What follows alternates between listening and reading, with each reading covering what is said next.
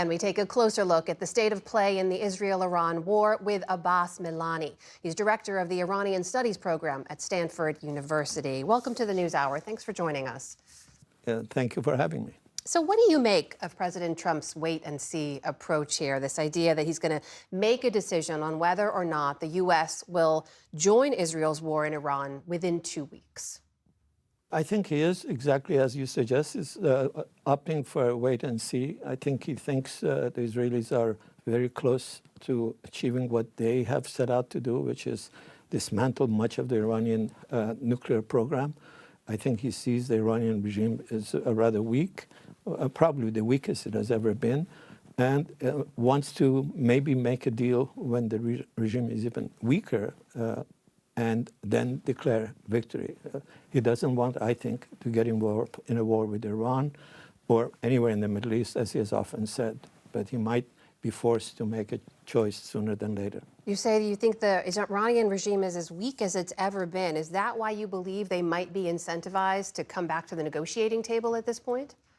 I think so. I think the Iranian regime is really practically the weakest it has been. But if you read the rhetoric, it is very much like Saddam Hussein's rhetoric just before the fall. I was just reading some of the announcements on the sites close to the IRGC. You would literally think that they have won the war, that Netanyahu is on his, I'm almost quoting, death throes, that people are fleeing Israel en masse, and that Israel is desperate. Israel is desperate for a peace. That's what they're telling their bases at home and in their websites. The reality, to me, is the exact opposite. So play that out for us a little bit here. What kind of deal do you foresee that would allow both President Trump to be able to declare victory here in the United States and also allow the Ayatollah and the Iranian regime to not look like they're capitulating, to save face back home?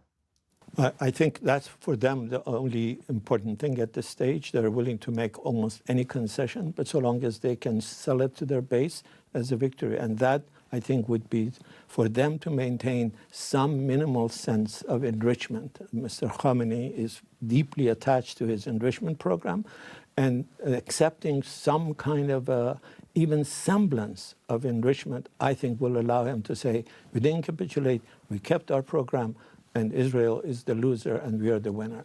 And do you believe that the Iranian leadership would even engage in talks or agree to anything while they're still fighting, while an Israeli bombing campaign is still going on? Or would there need to be a cessation in fighting? And the question attached to that is, do you believe that Prime Minister Netanyahu would agree to that? Well, I clearly think the regime has been negotiating. I think they have been sending signals. They've been negotiating with Europeans. They have apparently been negotiating with the U.S.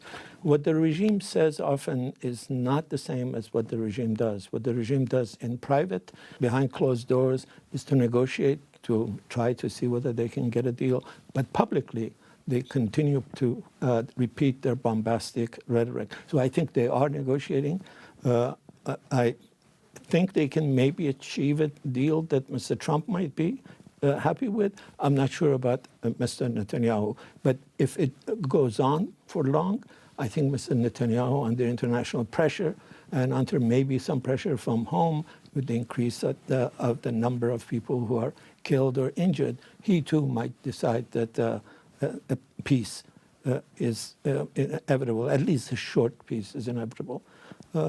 But I don't think any deal that the regime makes is going to save it for long, because I think the day after the deal, there will be a political reckoning in Iran about taking Iran to a war that was unnecessary, unwanted. I know people are rightly angry at Mr. Netanyahu for attacking Iran, but I think once that reckoning comes, people will ask Mr. Khamenei, why did you take the country to a war that you knew we are not going to win?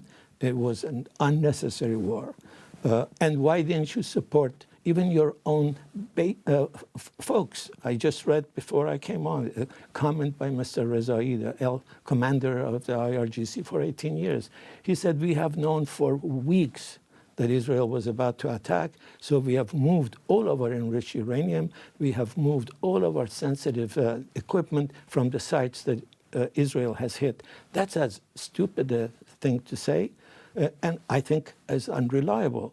People will ask, why didn't you support your own people? Why didn't you support the people of Iran? Why didn't you think about shelters for the people of Iran if you knew for several months that an attack was inevitable? Abbas, it sounds as if you're saying the threats to the regime here are very real, regardless of whether this moves through talks and to a deal or not. What does that political reckoning look like? Is there an opposition in Iran that could leverage this moment and step in? I think there's a great deal of opposition to this regime. If you look at the women's movement in Iran, they basically forced this regime to back down on the question of forced hijab. There are hundreds of strikes in Iran over the last few months. There are people who are fighting this regime every day. They're the disorganized opposition. I think there's a great majority of people who say, enough is enough. We don't want this regime. But at the same time, they want the bombing to end.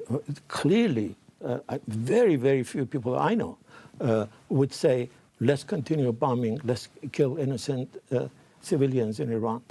But once that stops, and it will stop, and I hope it stops sooner, people will ask those questions. People will ask questions from Mr. Khamenei. And to me, Mr. Khamenei's political capital is all but gone. And his regime, I think, regardless of whether they make a deal or not, his regime, his constellation, his dogmatism, his anti-Semitism, his alleged Zionist rhetoric, his promise of a war, his promise of a destruction of Israel, all of these, I think, will soon be a matter of history.